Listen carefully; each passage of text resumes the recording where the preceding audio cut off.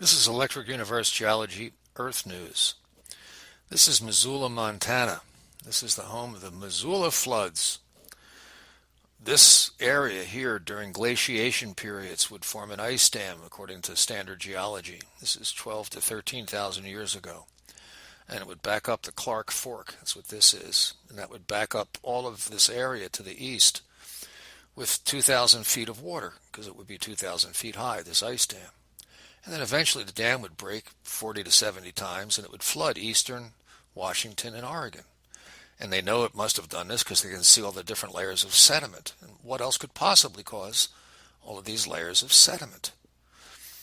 But there's another answer, especially if you've looked at the videos from Colorado State University, which I posted earlier, which I'll have links to underneath of this video, directly underneath, that show that during flooding, catastrophic flooding, which the creationists who did the Colorado State work think was the Great Flood of Noah.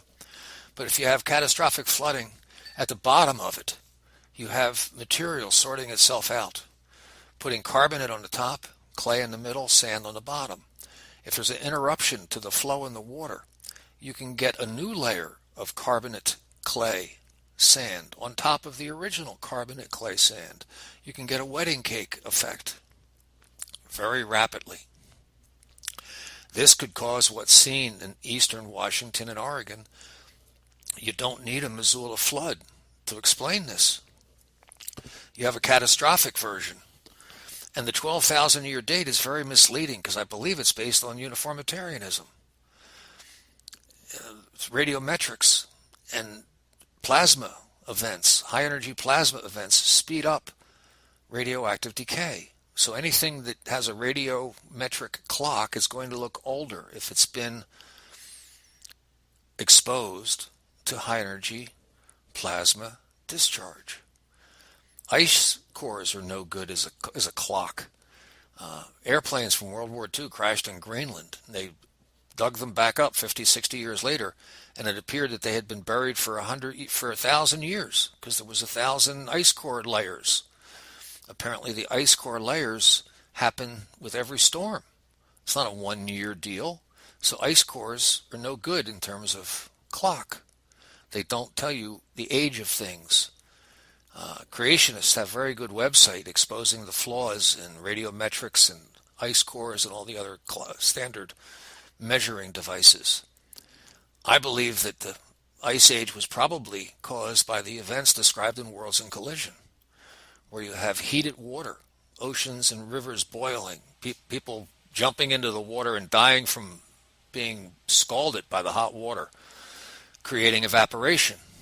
You have water spouts that might be taking water up into the sky, electrical events that might be electrically evaporating water. At the same time, the air is full of dust, preventing sunlight from getting to the surface, so the surface is very cold. So you have lots of precipitation. At the same time, you have a cold surface. Instant ice age, not caused by prolonged cold. Prolonged cold cools the ocean, causing less evaporation, less ice sheet. You need heat and cold air. You've got it all. Once the catastrophe's over, this starts to melt.